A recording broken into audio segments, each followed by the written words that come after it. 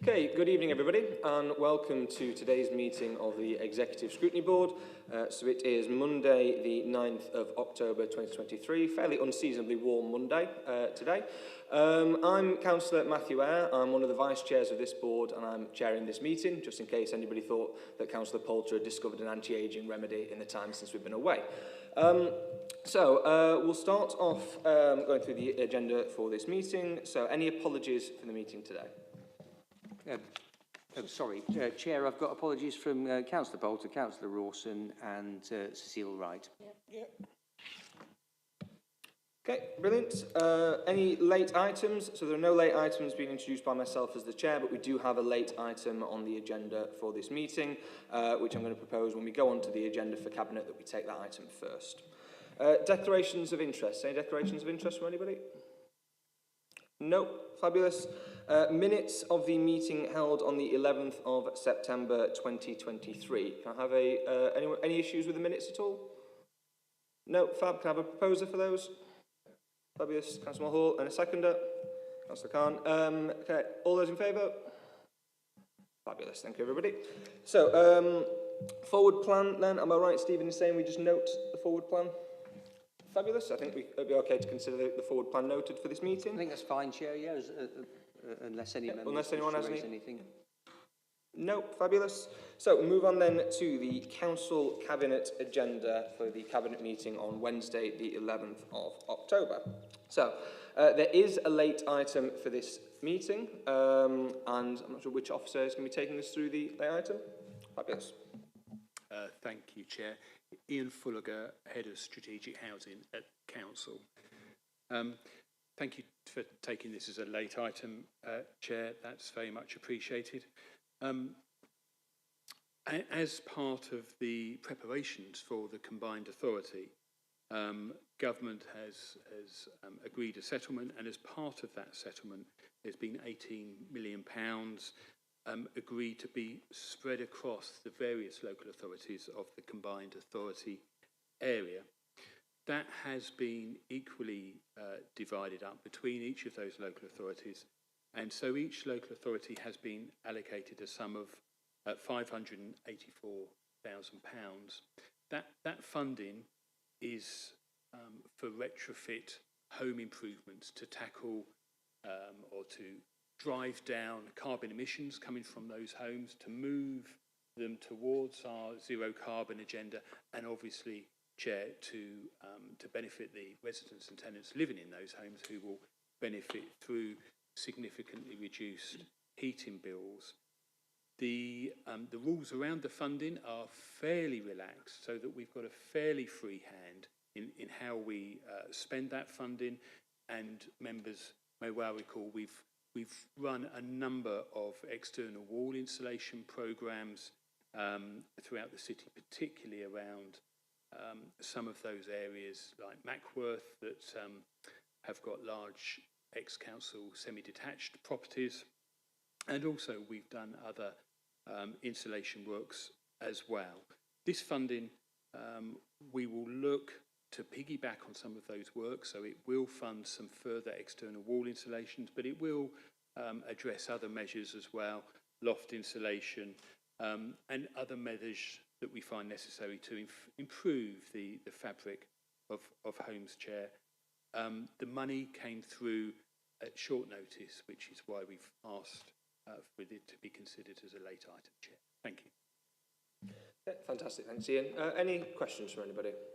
Councillor Khan? Councillor Jangir Khan, is this funding just for the council houses, or is it be spent, can anybody else apply for these? Yes, thank you, Chair. I would see the vast majority of it going to privately owned houses, Chair. There are separate funding programmes to tackle council homes. We've always invested strongly in our own council homes, so they're in a comparatively good position compared to council homes elsewhere in the country, Chair. So predominantly privately owned properties. Okay, Councillor Khan, you want to come back? So how will you be promoting this project? Because like you've got the funding now in a very short time. So how will the public will know about this funding? Yeah, Thank you, Chair. So we're already in contract with a contractor, yes, who have been doing a good job for us. They already have been working up future waiting lists of work on the assumption that there would be further funding streams, so that we have got a ready waiting list of people who have put themselves forward or put their homes forward to take up this sort of work. As part of this, Chair, we will begin to look at whether we could move into different parts of the city, particularly the city centre areas where there's a lot of pre-1919 terrace properties, and we'll begin to look at whether some of this funding could help tackle the issues in those properties, Chair. Councillor Holmes. Thank you, Chair. There was a question actually on the comms strategy, partly answered. I'm slightly confused though. We need to ensure that this benefits everywhere in the city, across all wards. It seems to me what's just been said suggests that that might not be the case. So how do we ensure parity across the city for residents in the homes that could benefit from this, learn of the scheme, and can take and can put a submission in for this grant? It's a fair challenge, Chair. We have a number of officers and partner agencies that are out there in our communities all the time, going into people's homes, and when they do find a home that has poor energy efficiency, or particularly where the family living there are in fuel poverty, they will then refer those households, those properties, into the Healthy Housing Hub, which again is keeping a waiting list of people who would benefit from these sorts of works, Chair. We haven't considered doing a wider publicity shot at this time. It's something that we could consider doing. It's just that £500,000 or £580,000 isn't a huge sum of money in this context, Chair. Some of these works, you can be talking £30,000, £40,000 per property, and at that rate you can eat through it quite quickly. Councillor Holmes, you indicated to come back? Yeah, just very quick one. Apologies for this, but I just want to ask one further question on that. Then, so how do we know as Exec Scrutiny Board that we can satisfy ourselves that this isn't going to be predominantly in one ward, for example? We need to ensure that this is fair, and so that there's going to be some wards that predominantly probably need it more than others, but that doesn't mean that there isn't going to be pockets in every single ward that could really benefit from this. I'm just concerned that it would seem to be a list that we're not aware of, that hasn't been scrutinised. I think there just needs to be a little clarity on that to ensure that it is spread across the city and is benefiting every area of this city, rather than potentially, I don't know, but potentially just one particular area or maybe two. So I do have that concern, Chair, and I think we need to just do a little dive into that and make sure officers supply us with the information to satisfy that challenge. Ian, did you want to come back on that one? Very happy, Chair. Quickly outside of this meeting, come back to members, perhaps through yourself, Chair, with further details on how we are recruiting households into this programme, Chair. Okay, thank you. Councillor Mulhall, you indicated next. Yes, thank you very much. Hi Ian, thank you very much for coming this evening. My question's around what is the criteria for homes getting selected for this funding to improve their energy efficiency? Because it's kind of picking up on what Councillor Holmes mentioned, that obviously, we've got a lot of terrace housing in the city centre and in the inner city where energy efficiency is, probably, putting it bluntly, crap. But also we've got a lot of 1930s and 1950s housing in more of the suburban areas, so around Chaddersden. I know there's quite a bit in Mickleover and in Littleover. So how are homes selected? Is it based on income? Is it based on just the energy efficiency of your house being, I don't know, below D or whatever? How do we decide what homes get this help and which ones don't? Yes, thank you. You're quite right. The government have set a criteria which is based on income. So historically, when we've done any works, it has always been to those households that are below that income threshold. And there's another category around if that household has a significant cold-related health needs. So if somebody in the household is suffering from COPD or something of that nature, that will get them in. In addition, as I was saying, we have our own officers, we work with the Fire Authority, various health agencies, and if any of those professionals, when they're out and about, social workers obviously a big one, out and about, they spot a family that they think would particularly benefit, they will refer it into the Healthy Housing Hub, and that team will then assess whether that particular household is eligible as well. Councillor Khan, you indicated next, and then Councillor Kerr. Thank you, Chair. I'm just leading the question on from Councillor Holmes.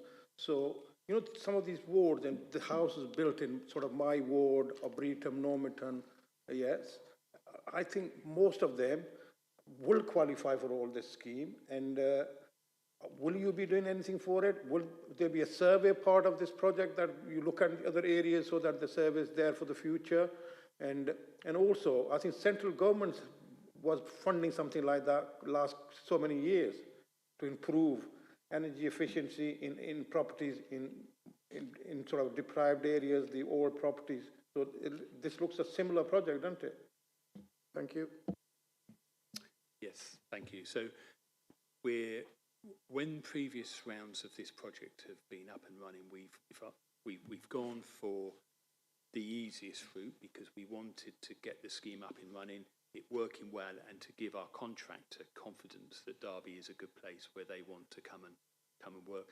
And that's why up until now we've been concentrating, as I was saying, in some of the slightly more suburban areas where you've got more space around properties like traditional semi-detached properties. You've got a lot more space, you're not hard up against a highway, there's room for the workforce's vans to be parked outside the property, there's probably more space for a local site compound and that sort of thing. And that's what we've done up until now. We recognise at this point now that it is time that we start looking at the inner city areas where there's a lot of much denser housing, a lot of it hard up against the pavement. And we are in discussions and taking forward proposals with our contractor to start tackling those areas. Now, they are more expensive for us, so the funding will get eaten more quickly because of those issues I talked about. If you can't park your vans right outside or you've got a long way to travel from the site compound, that does put more cost on them.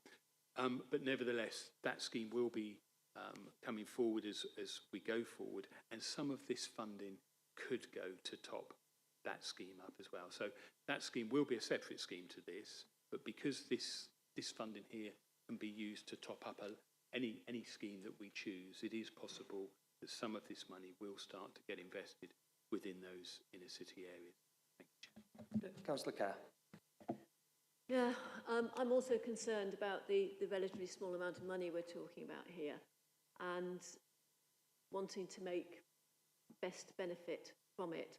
So my questions are about whether there are other funds available that we should be pointing people towards. So if they can get eco-funding, for example, from other sources that may be able to match with this, or whether if we're going to private lets, whether we can expect the landlord to be paying half the grant and increase the number of houses that we can do that way.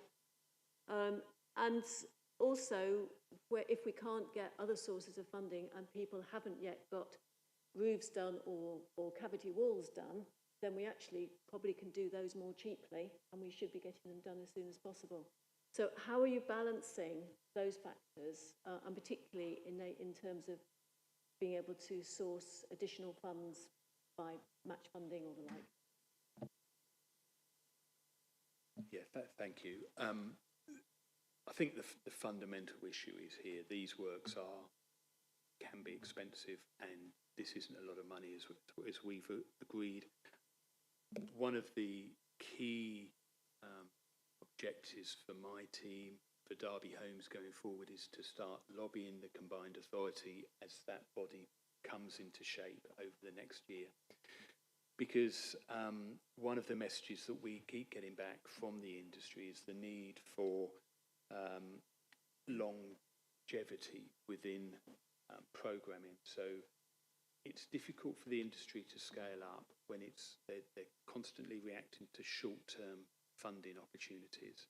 If we could get the combined authority to commit to giving a long-term funding stream in this area, that would then enable both councils within the area to staff up appropriately and the contractors operating within the area, the confidence to staff up appropriately as well. So that there is lobbying, I feel, that my own team need to do. Obviously, members may choose that that's appropriate as well.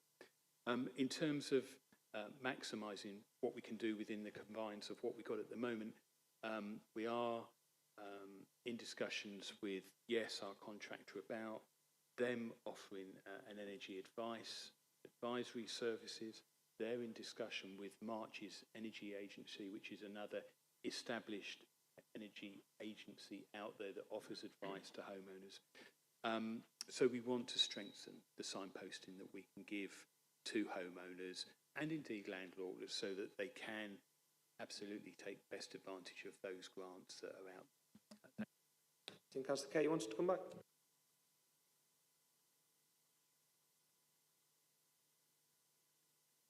I'm really excited about the idea of getting more people into the workflow, because we've got thousands, tens of thousands of properties that need to be dealt with. And the sooner we can do that, the sooner we can be stopping that flow of expensive energy money going out of the city. You said there was quite a lot of flexibility in terms of how we spend this money. Are we allowed to spend it on that sort of development work to be able to get a flow of work for one or more contractors to be doing this, potentially even setting up our own contracting company based on possibly Derby Homes? Have we got that flexibility, or does this have to be spent purely on effectively capital work? Because if we can use this as that pump priming for something bigger, then we should need to concentrate on how we can get a flow of work in place, how we can get a flow of money in place to enable that work to happen. And I think it changes the mindset from, here's a little bit of money, let's do these few dozen houses, to here is some money for which we're going to get the whole city to benefit. Where are we in between those two scenarios? Yeah, thank you. And I agree with that analysis. Unfortunately, this money is capital money, so it has to be spent in that way. But in order to address that very point, we are in discussions with the contractor around, well, look, if we can guarantee you X amount of work in terms of capital funding, what can you provide in terms of the revenue funding to support the sort of posts that you're alluding to. And also we are looking to explore within the council's own resources, and members will be aware there is a pot of money within the council earmarked for climate zero spending, and we are in early discussions with the team that manages that pot to see whether there could be some revenue funding to support that sort of developmental work that you're talking about. Councillor Holmes.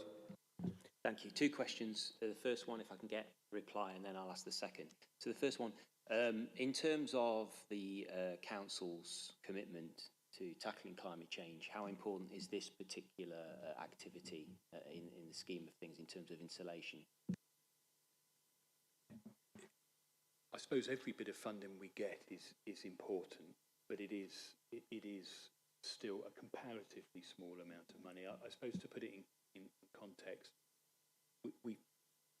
these figures won't be exactly right, but we spent something like £2.5 million on the previous LAD government funded schemes that have gone forward in the city. This is £500,000.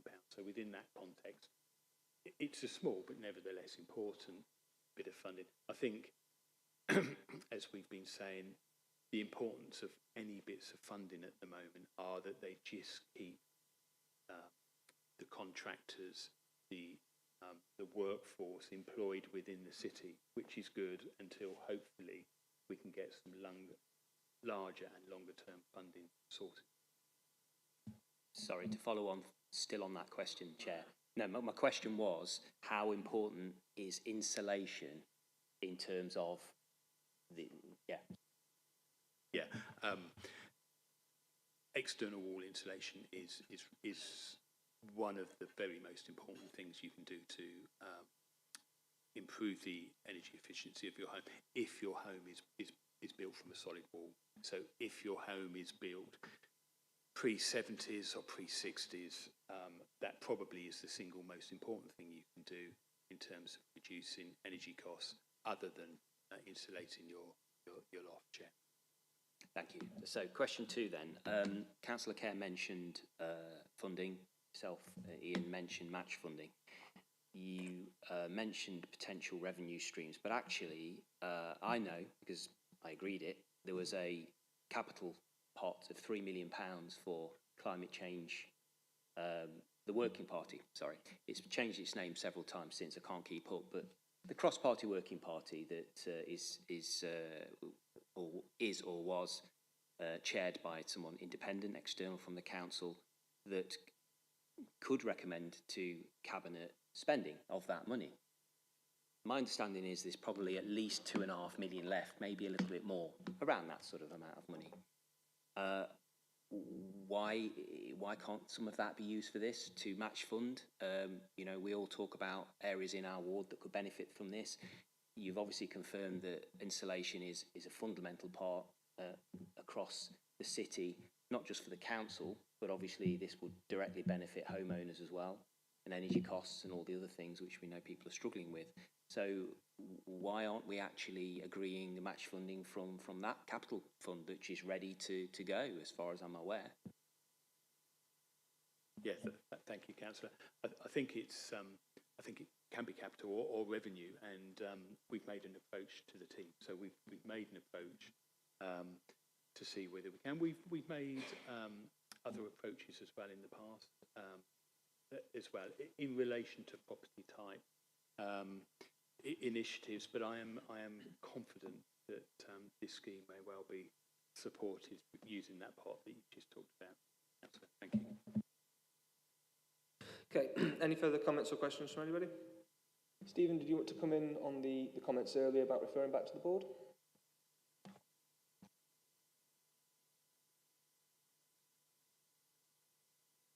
Thanks, Chair. Yeah, I think there was a request for more information about if you email me directly, please, Ian, and I will I'll circulate it to all the board.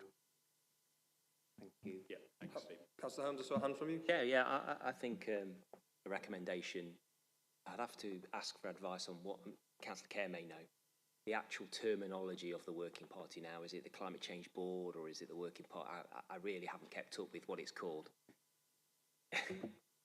I think it's the Green Board, but I right, okay, there you go. That proves my point. It's changed again. But I don't think that they have control of this money.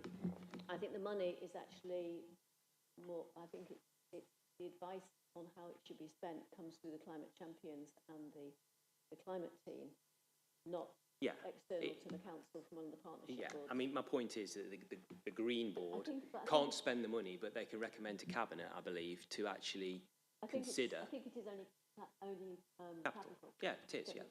My recommendation would be that the Green Board consider match funding this amount of government funding to increase the scope of the benefits of insulation across the city, and ask Cabinet to recommend that be taken to the Green Board in due course. Okay, thank you, Councillor Holmes. Do you have a seconder for that? Councillor Mulhall? Stephen, you okay with the wording? Yep. Obvious. In that case then, all those in favour? Okay, any against? Fantastic. Okay, so any further comments, questions or queries on the late item? Yep, Councillor Carr. So there's been quite a lot of talk about the importance of spreading the benefits of this across the city. Do we want to, and I'm not suggesting any words immediately, but if we wanted to say that that was something that was important to us, or it was important for us to plan how we could be rolling this out across the city, even if it isn't now, then this would be an opportunity for us to say something along those lines. Okay, I'm happy to suggest a form of words if you want. I had a bit of a work on this while members were making comments. So if you wanted to do that, the words I would suggest, bearing in mind, of course, as you mentioned, Councillor Kerr, this is a small amount of money in this particular case, hopefully able to increase. So the form of wording I drafted up was that we recommend that every reasonable effort is made to ensure that residential properties in multiple wards benefit from this and future similar schemes. So I'm happy for any proposal or amendments. It's a very early draft if anybody wants to amend the wording. Just the bit at the end where you said, and any similar schemes, could we say something like, and to develop ways in which this could be done longer term? Yeah, happy So we're with not that. tying it into other people's schemes, we can say we our own. Sorry, so what are we trying to say? Are we trying to say that we want the council to develop a more longer term plan for this? Is that what we're proposing? Two things. Okay. Yeah, Councillor Holmes, saw your hand. I think, without obviously risking complication, I think what we're trying to say here is that every area of the city should be able to, all residents meeting the criteria of this kind of funding should be able to benefit wherever they live in the city. I think that's what we're trying to say here. You know, whatever wording is appropriate, but I think that's what we're all saying. It shouldn't be Councillor Hall? geographically restrictive, I think is what we're trying to say. Okay, so does anyone then have a form of words they want to propose, given that... We were nearly there, Chair, I think. Can we just summarise Councillor Kerr's contributions and mine as well, just to see whether we can get that final part right?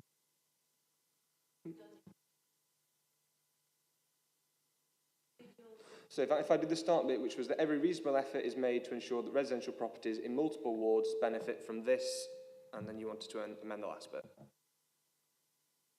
And the council considers ways in which an ongoing programme of insulation can be developed.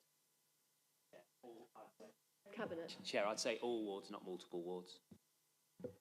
You know, obviously we have deprivation index, we have more affluent wards, but within every single ward, I'm sure that there is going to be people, residents that will and properties that could benefit from this and similar. Okay, yeah, I'll be happy with that combination of wording. So in that case, do we have someone that wants to propose it? Councillor Carr, let you propose, and someone that wants to second? Councillor Hull. Yeah, fabulous. In that case then, all those in favour, please show. Any against? No, that's carried as well.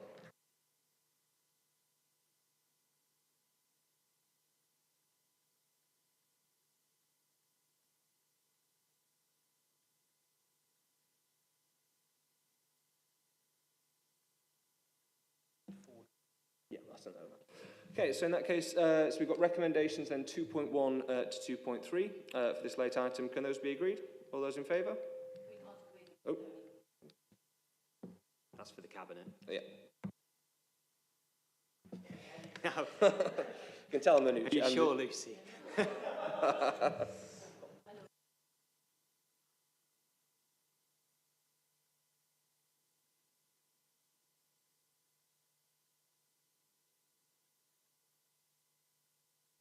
Okay, thank you everybody. In that case, then we'll move on to the next item, which is the minute extract from the Communities Public Protection and Housing Scrutiny Board. Total number of people rough sleeping on a single night, including veterans and those with mental health problems. So as the chair of the board, I'll just provide a little bit of a quick summary for everybody. So the Communities Public Protection and Housing Scrutiny Board received a very good and very comprehensive report from officers around rough sleeping, homelessness, and specifically the impact on veterans in the city. Very productive discussions with the board after that on what the council's doing to combat these issues and to support those who find themselves in these awful positions. And it was eye-opening, especially for some of the newer members of the board and certainly for the newer members of the council, to see how much work the council is actually doing when the suggestion can often be that the council isn't doing anything at all. And I know from my time in the Cabinet before, and most members who listen to Councillor Roy Webb for as long as they could will also know he would talk a lot about what the council was doing around securing accommodation and supporting people who were homeless or who were rough sleeping. 2 recommendations then came from the board that we felt best to take down the Cabinet route, and I will thank Councillor Dinser, who was at that meeting, for attending and the contributions that he made to the meeting at the time. So recommendation at point 2 asks that Derby City Council runs a proper promotional campaign to make sure that residents of Derby are aware of what the council and the organisations that the council works with are already doing to support rough sleepers and our homeless population. Ideally something alongside the diverted giving scheme and the alternate giving schemes that were run last year, which promoted people giving to organisations that support people rather than necessarily to people themselves. Will a promotional campaign work like that? We don't know. I don't think it's something we've tried before, but we can certainly hope that it will. And then the recommendation at point 3 asks the Cabinet to secure the services of a designated mental health substance misuse officer, and it was highlighted during that committee meeting how substance misuse can be a cause of and an ongoing issue around rough sleeping. It's deliberately a little bit vague in that recommendation. It might be that the council looks to employ one, it might be the council looks to contract one, it might be the council looks to engage with one who sits with an alternate body, or it might be something else. It gives that vaguity and that deliberate non-prescriptiveness to allow flexibility for officers and the Cabinet in terms of potential ways this could be delivered. So that's the background on the recommendations that came from the Scrutiny Board, and I'm happy to take any questions or comments on the recommendation in the minute extract before us. Councillor Kerr. I very much support that. I think I'm impressed by the amount of work that the council and its partner bodies are doing in this area. One angle that I think we could pick up and ask the council cabinet to include in that publicity is identifying empty properties that have been standing empty for a while and see if we can get them back into use. We know Derby has a smaller proportion than a lot of cities, but it still has a lot of properties that are not being fully utilised. And if we can identify even a few of those and get them back in use, then that would be a good thing for those who are searching for a home, a decent roof over their head. Yeah, I'd be entirely in agreement with that. I can think of one particular property in my ward that's been vacant for as long as I can remember, and to see that renovated and back up into use would be an absolutely brilliant thing. I don't know, Councillor Kerr, if you wanted to put a recommendation forward at all, or more just to put a comment on the record. No, does not like it.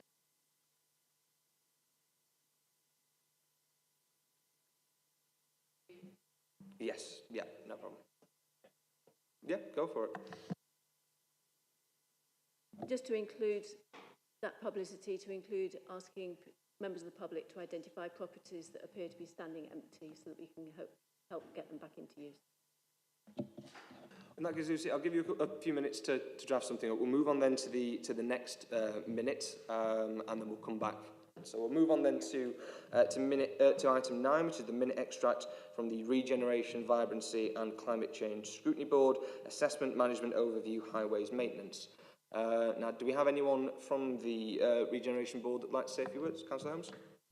Thank you, Chair. I'm Vice Chair. Yeah, I think there's a couple of things here which, well, it says a councillor asked was me. I don't mind them, you know, using my name if that's any use to officers. You know, it was a public meeting, so, you know, it'd be probably useful to actually have councillors' names rather than a councillor. One of the things which I raised was something which I'm sure we all recognise, which is a ward-level insight into the state and ratings and audit information of our roads and pavements. We all obviously get, well, we all know our wards really well, especially if you live there like I do, and you know where you perceive the worst pavements and the worst road conditions to be. We don't choose those as councillors. We can't prioritise. We obviously rely on officers to use their expertise to actually audit and to propose the best use of capital funding for those repairs and improvements and resurfacing schemes. However, the challenge was to actually allow wards to know a little bit more about that internal information, whether it be a master spreadsheet or whatever process that the officers use to technically rate the condition of pathways, footways, roads, etc. So we can have an insight. Not saying we should change the way that the council decides on which roads should be prioritised over others, but it would allow us then to respond to residents in a more informed way when we have multiple inquiries about a particular stretch of pavement or road which is in poor condition, and we will be able to then refer to what the council believes that condition to be. It's just extra information I think will help us at a ward level. So that was that side of things. The other one was interesting because, again, it goes back to climate change and the council's commitment to that. And there was a suggestion, it was more of a suggestion, less of a suggestion and more of a matter of fact that decarbonisation needed to be part of the repair resurfacing works programme. And I was worried that what they were saying was that they have to be very careful what they do, where they do it, and how they do it in terms of decarbonisation. And I was worried that that could mean new ways of working, which would make repairs and resurfacing extremely expensive, and will get far less done for the money that for the precious money that we have in capital funding for this. So a balance needs to be struck in terms of decarbonisation and the council's commitment over ensuring that we get as much as we can done in terms of improvements from the capital spending. So it was a slight concern that might cause some issues in the future. So that was pretty much the highlights for me, Chair. The rest of it is as stated in the report. Okay, thank you, Councillor Holmes. Any other comments or questions on that particular one? No? Brilliant. I think we can consider that one noted then. So if we go back to the minute extract from before, Councillor Kerr, have you got a form of words? I have some words. To ask Cabinet to include, with the publicity about the good works that Derby Homes and other partners are doing regarding homelessness, to raise the need to get empty homes back into use. To this end, for the public to be encouraged to report to the council properties they know of which have been long-term empty and help get these back into use. Okay. Anybody willing to second? Councillor Holmes, second. Okay. All those in favour, please show. Anybody against? Okay, fabulous, thank you. And Lucy, if you can send those words over. If you can send those words over to Stephen, that'd be great. Okay, so we'll move on then to item 10, which is the Single Homeless Accommodation Programme SHAP bid, Children and Young People at Risk of Rough Sleeping. That's Ian again. Thank you, Chair. I should say that this paper and indeed the work behind it has been prepared by Derby Homes. Unfortunately, our colleague at Derby Homes is poorly tonight, so I said I'd present the paper tonight. Members will be aware that we are facing absolutely unprecedented housing pressures at the moment. We've never had so many people approaching us as either being homeless or significantly at risk at homeless. We've never had the amount of people in temporary accommodation or bed and breakfast accommodation. This paper seeks approval for us to bid for funding from the government, and it would make a contribution to some of those housing pressures, Chair. In essence, it's a bid aimed at providing accommodation for young people who are leaving or who have left care, who are certainly under the age of 25, and then other young people who are actually found to be homeless, who again are under 25. And the bid is in two main parts. The first part is to ask government for £650,000 to help us, or to help Derby Homes, I should say, to help Derby Homes buy 10 properties. So £65,000 grant for each of those. And then probably the more important part of the bid, Chair, is for further £460,000 that would continue for the next 3 years, or the 460 would be spread across the next 3 years. And that would provide 2 full-time support workers and a half-time social worker that would work with the young people who would be placed in those 10 properties to ensure that they can maintain those tenancies and then hopefully progress on to be able to maintain permanent tenancies in the future, Chair. So that's the main part of the ask in this paper. There is an additional ask in paragraph 2.7 where we're asking for Cabinet's approval to allow us to submit a second bid. And this bid, if we can work it up before the bid deadline, would be for older homeless people who probably will have significant health issues, who may be disabled. And it would be using a building that is currently owned by another housing provider in the city to provide that accommodation base for those vulnerable adults. And finally, Chair, I'd like to just point out an error that we spotted just today, Chair. In paragraph 2.7, we list the people that if Cabinet should agree to the delegation, the last post that we mention in the report is that it will be in conjunction with children's social care, learning and skills. In fact, that is wrong, Chair, and the appropriate Cabinet member would be the Cabinet member for integrated adult care and health. So it's basically the Cabinet member for adults rather than the Cabinet member for children. So that's an error, Chair, and we will endeavour to correct that when it goes to Cabinet on Wednesday. Thank you, Chair. Okay, thank you, Ian. I appreciate you pointing out that will be corrected as well. Councillor Holmes, saw your hand. Thank you. Ian, you're probably going to know where I'm heading on this one. We talk about acquisition. Is there any scope with regards to this funding or similar to build? Because you mention about those most vulnerable with mobility needs, then obviously adaptation is going to be needed in many of these properties. They won't be suitable initially.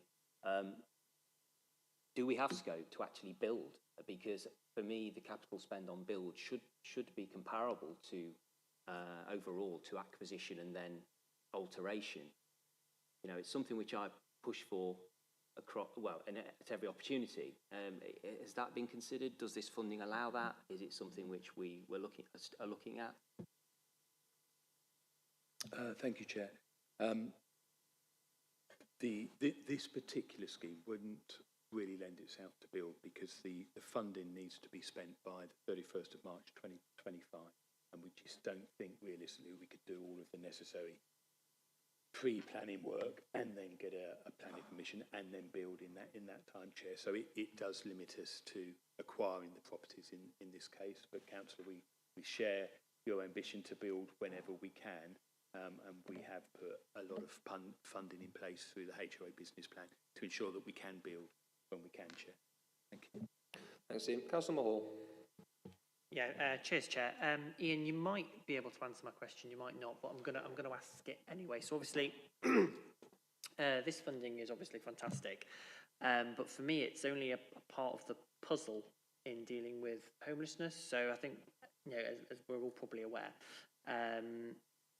there's a variety of complex reasons to why someone can be or become homeless, and a couple of those issues could revolve around drug addiction.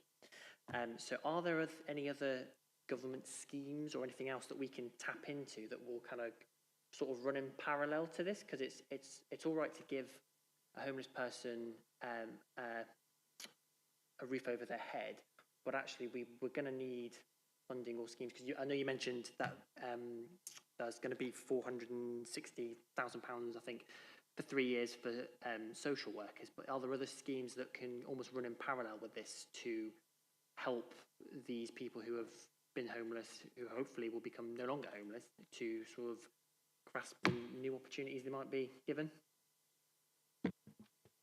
Yeah, thank you. I think I'm rapidly moving out of my area of expertise, Chair, but certainly if the young people within the 2 groups that I've outlined have drug issues, drug addiction issues, the support workers and the social worker will be working to help address that issue. I'm not aware of any government funding streams specifically targeted at drug use at the moment, but the nature of the way that the funding's coming forward from government at the moment is it does come forward at quite short notice, and it really wouldn't surprise me if, you know, within the next year or so there is a funding stream that we could bid into, Chair. Okay, thank you, Ian. Councillor Kerr. Thank you. It talks about being a mix of 1 and 2 bedroom properties as they become available. Would the 2 bedroom properties be supporting 2 individuals or 1 individual, or potentially there could be some under 25 couples, which is the first question. And the second thing is whether what happens when the young person turns 25, and do they get thrown out, do they go somewhere else, what happens at that point?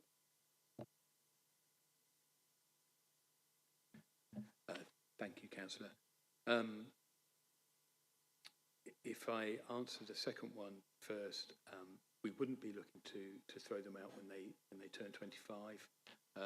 The wraparound support would come to an end, or they certainly envisaged at this stage that the wraparound support would come to an end, but we would be looking to keep them accommodated in that accommodation once they turn 25. Hopefully, obviously, the idea being that we would have worked with them sufficiently that they can maintain a tenancy without needing support at that point. And I'm sorry, Councillor, I've forgotten the first bit. A single or double occupancy? But yes. So at this stage, we're envisaging that they'll all be singles, but you raise a good point. If there was a couple, it may be possible for them to move into the 2-bedroom accommodation. At this point in time, we haven't tied down any of the accommodation at this point. We've got a few properties in mind that we could use, but none of them's actually acquired at this point. Okay, any further questions, comments? No. Any recommendations anybody wants to put forward at all? No. In that case, thank you, Ian. And we'll move on then to item 11, the medium-term financial strategy summary.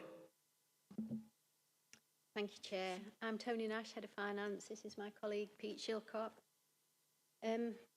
This report is to provide an update on the medium-term financial strategy. Every council must set a balanced budget, and this document outlines the development of that process. The time frame is 3 years, as it gives a good balance between long-term financial planning and having realistic assumptions to be able to work with. The purpose of the MTFS is to provide information to all council stakeholders on the planning of the revenue and capital expenditure and the financing of that over the next 3 years.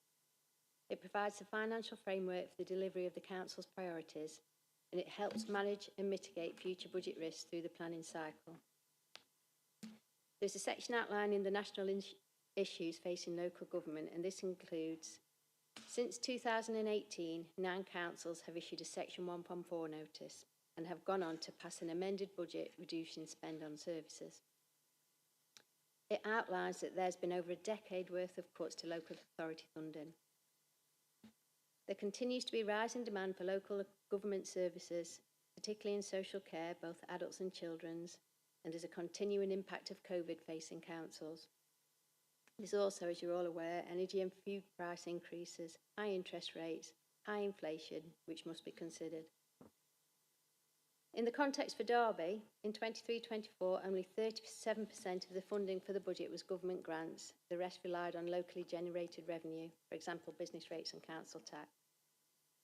Derby has identified £226 million worth of savings over the last 14 years. One-off funding allocated annually more recently, especially around social care, is making it difficult for Derby to plan in the medium term. The report also demonstrates that a significant proportion of the council overspend in the last 5 years has been social care, and demand continues to rise. And it looks at other key areas for further demand, including housing and housing support, for example. The current MTFP shows a saving gap in year 1, 24-25 of £14.708 million, rising to £22.767 million by 26-27. This is a snapshot at a point in time, and we are continuing to check, challenge and update the figures. The report outlines the 5 main areas that make up the MTFS, and these include the savings strategy. The Council's plan to continue to implement this is through the Delivery Board mechanism. This board has been established to support the MTFP and drive savings and build upon the way we work with our colleagues, communities and councillors and partners to maximise our resources and do the best for our city. The Council's capital strategy is to drive the authority's capital investment ambition, whilst also ensuring appropriate capital expenditure, capital financing within the context of sustainable delivery in the medium term. The Treasury management position is influenced by the Council's capital plans and their funding. These capital plans provide a guide to the borrowing need for the Council. Over the summer and the autumn, the capital programme is being reviewed and reduced where possible to lessen the revenue impact of borrowing requirement on the Council. The MTFS approved in March 23 proposed a council tax increase of 4.99% in 24-25. It should be noted that government core spending calculations are based on councils maximising their council tax levies.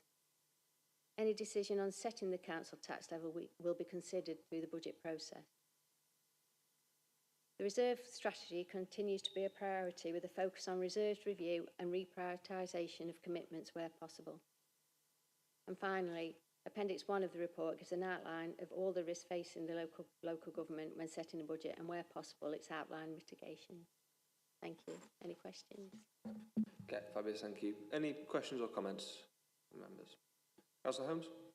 Thank you, Chair. Sorry, I'm just trying to find the page it's on, but there's a pie chart with various capital allocations. I saw it in colour on my PDF. For the Section 106 slice, it wasn't clear which one it was. Page 11, thank you. Whether it's my eyesight, but the blues are very similar. I was just out of interest which one it was, which was the 106 and which one was the other one. And then I've got questions, Chair. We'll just look at that on the screen. I can't tell myself from the Yeah, exactly.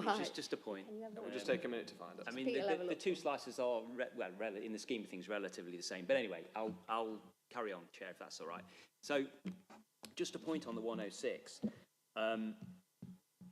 I won't necessarily talk too much about my own ward, which has a very significant amount of 106 outstanding due to the housing growth that we've seen in recent years. That's something for another day. But the principle of spending 106 in the capital programme is very important. I've had a look at the most recent 106 that I can find from the officer responsible. And it's a spreadsheet with headings of all the wards, and you can see what's been allocated, what's been secured, what is in train, what is not, etc.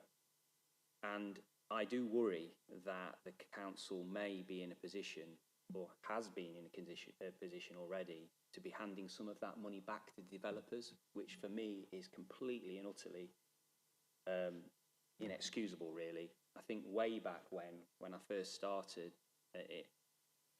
in politics and as a councillor, I think Chellaston Ward was where I was as a councillor, and I think either just prior to me being elected, we'd lost something like 300k of 106 money from developers on a park improvement scheme or a open space scheme, and it was handed back, Chair.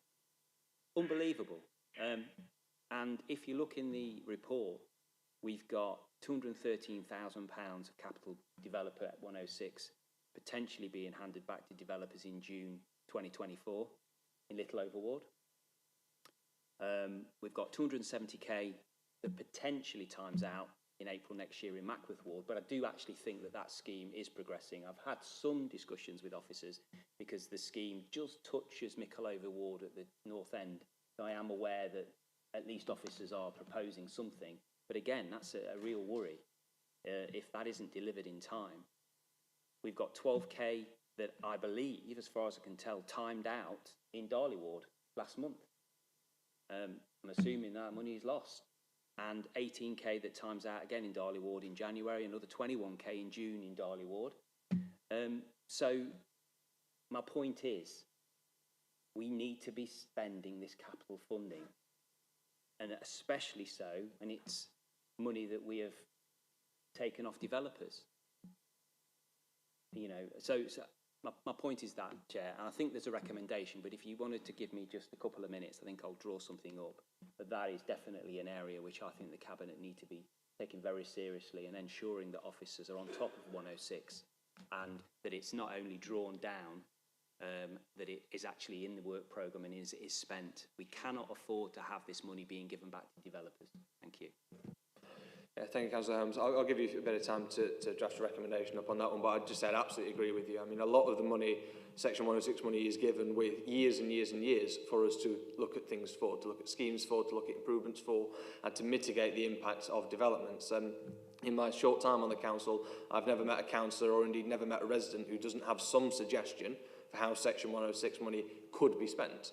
And we certainly should never be in a position where the money is going back to developers, often years after the development, because we've not been able to spend it as a local authority. I think I'd absolutely agree.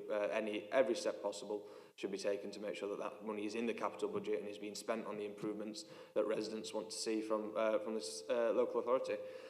Any other questions or comments on the item? Councillor Kerr, your hand was first. Just on the points of Section 106, I think it's the 3% of the capital spend, and I think the item that you highlighted in Littleover Ward is something that's really frustrating, because it's now something that is inappropriate to deliver, and it's actually being able to get the capacity to go and negotiate with developers to allow us to use it for something else, because it had been too tightly defined. We have had some success doing that with money that came in from outside the city and have repurposed that. But it is really frustrating when you're not managing to get money spent on time. But particularly on here, can I just clarify, in 4.3.1, whether that's a list of aspirations or things that have already been achieved?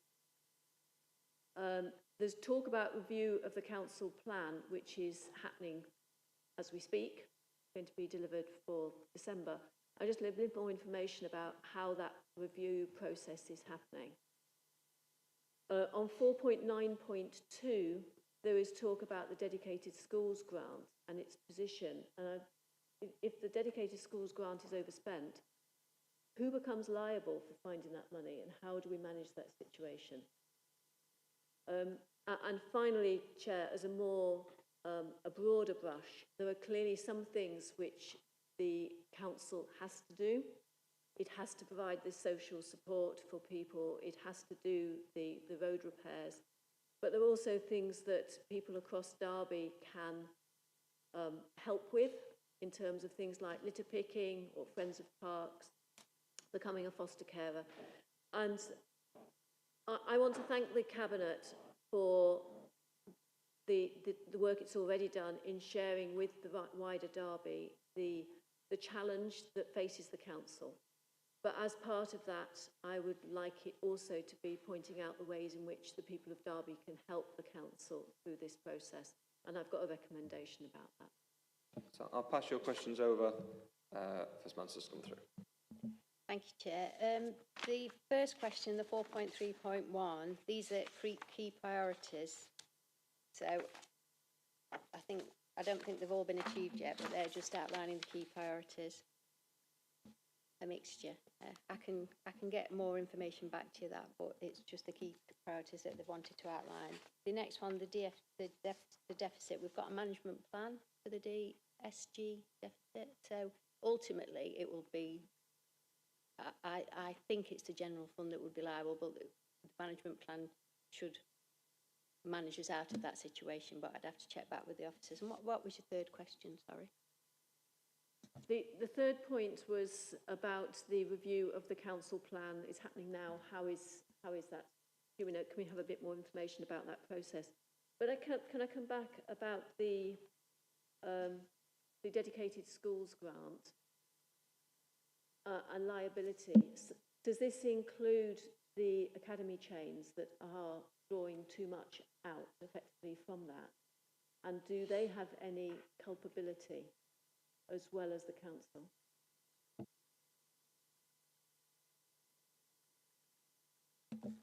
I will have to check with the officer, but I can get an email response to you and send it to Stephen for everybody to have that response. So does this include the academy, the change, and what was the last bit?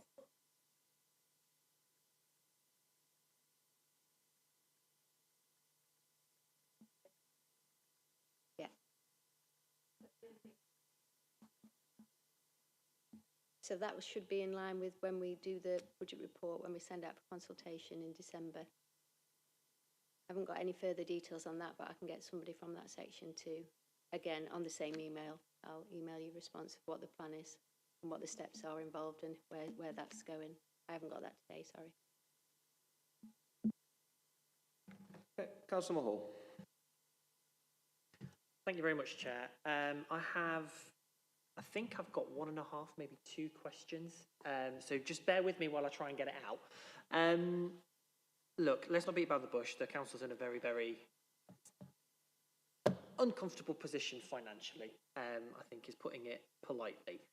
And it says here that to set a balanced budget, we're going to have to, or at least allude to, there's going to have to be significant spending reductions to be able to set a balanced budget for 24-25. So essentially, for a balanced budget in 24-25, are we going to have to, was the council going to have to implement some pretty significant spending reductions in certain departments, I suppose, is the first question. And then my second question is, the situation gets even worse in 25-26. So without serious and severe spending reductions, in your professional opinion, do you think we are going to be issuing a Section 114 notice in 25-26? A good question. In my professional opinion, I wouldn't say a Section 114 was imminent. And yes, we have got to make significant savings in year 1, but we've also, it's an ongoing process, and what we've showed you is a snapshot in time. We need to see what the outcome of the funding, the settlement funding is. We need to look at efficiencies and where we can, we can do things differently with smaller amounts of money. It's not necessarily all savings and cuts. So I'm going to pick up on something you just said. So you said a Section 114 notice isn't imminent. So I understand that it's not imminent for 24, or at least for 2024, but my question was around 2025, when the situation gets even more difficult. Do you think in 2025 that we are going to be issuing a Section 114 notice, in your professional financial opinion? No. Thank you. Okay. So I've got hands from Councillor Kerr and Councillor Holmes. I know you've both got recommendations you want to put forward. Is there anyone else wanting to make a contribution or question that is not a recommendation? No, in that case, I'm just going to ask one and then we'll come to your recommendations. So it's going back to 4.3.1. So the first paragraph on there talks about how the new administration's reviewed the February 2023 budget, and then it lists a number of manifesto commitments that, as we say, are a mixture of things delivered, being delivered, and aspirations that are listed on there. But then under that list, it says that the financial implications of these and other manifesto commitments will be factored into the planning process for the 2024-25 budget. So is this a case that the new administration has reviewed a budget, moved funds around and funded these new aspirations? Or is it that these are aspirations the new administration has, they've been and are being implemented, and the funding will come out of the next budget rather than just out of this one? Because it just seems odd to word both things in there that don't seem to mean the same thing. So the process will be considered between now and when we send out the consultation document, and at this point it's a moving feast, so we'll be considering everything on this list along with all the other priorities of the council and the funding available to form a plan that we'll come back to Cabinet and present. Okay, so I get that element of it, but in terms of, obviously, it's listing this, the way it's listed in the report is as if we've reviewed the budget, we've made these changes, and this is what we're delivering as a result of the changes. But then as the answer there and the sentence at the bottom is more saying, well, we've made these changes and we're going to find the funding to deliver them in the next budget and ensure they can continue from there. It's another way with certain aspects of the administration where it's this idea that we will say something and then we'll draft a report that doesn't quite deliver what we say it delivers, but this is what we're saying it delivers. Are we talking that this is a reviewed budget and this is what's come out of the review, or is it these have been brought in and the funding is going to be found for them? It's just to clarify, it's this, these will be considered in the budget round. So they're not, this isn't saying this budget is set and this is what we're going to do. These are things that are key priorities and that will be considered in the round. Okay, so how does that then link to the review that's been conducted that I think we're saying in this has now been concluded? How is it linking then into the review? If these are things that are ongoing in this, how does it link to the review that's been told has already taken place? Because we were told in run-up to this that the review was going to be what allowed all these things to take place. It doesn't seem that that's actually been what's happened, and these are now being factored in long term. I'll have to take that question back and email you an answer round. And my understanding is we will be considering these in the run-up to the plan for the budget. So I think the review has now been completed, is saying what kind of the priorities are to be included, but they're not at this stage. Yeah, so that would be essentially the question. I'm happy if you take the question back, but that would be my question. Is it that the review's been completed and it now allows these things to take place, or is it that these things are going to take place and the review will then sort of be worked out in the years coming forward? That's pretty much the question that I've got. Okay, so Councillor Holmes, your hand was first, so I'll move to you for your recommendation. Thank you, Chair. So I've written it, so it's nice and easy. The Cabinet task, the relevant Cabinet member, bracket S, members, because I think there may be two, to review Section 106 within the Council's capital funding to ensure that local improvements and schemes are both allocated and spent to avoid it being handed back unspent to a developer. We also asked the Cabinet to report back to Exec Scrutiny on any Section 106 or S106 funding that has been returned unspent to developers in 2023. Okay, thanks, Councillor Holmes. As much as I really want to second that, I probably should open it up to the floor. Anybody want to second that particular one? Councillor Kerr? Okay, all those in favour, please show. Any against? No, okay, that one's carried. Thank you, Councillor Holmes. Councillor Kerr, your recommendation? Yes, Chair, my recommendation is to ask Cabinet to continue to share with people in Derby the challenges of setting a balanced budget and the implications of not being able to do so. Alongside this, to publicise ways that people can help the Council to provide services or reduce the need for services, for example, by not littering or dumping, sorting waste correctly, becoming a foster carer or volunteering with Friends of a Local Park. Okay, thank you, Councillor Kerr. Do we have a seconder for that recommendation? Councillor Mahal? Okay, all those in favour, please show. Any against? Okay, and that one's carried. Okay, thank you, everybody. So, with that item concluded, I think, Stephen, correct me if I'm wrong, that brings us to the end of our agenda for this meeting. So, thank you all for attending, and we'll see you all at the next one. Thank you.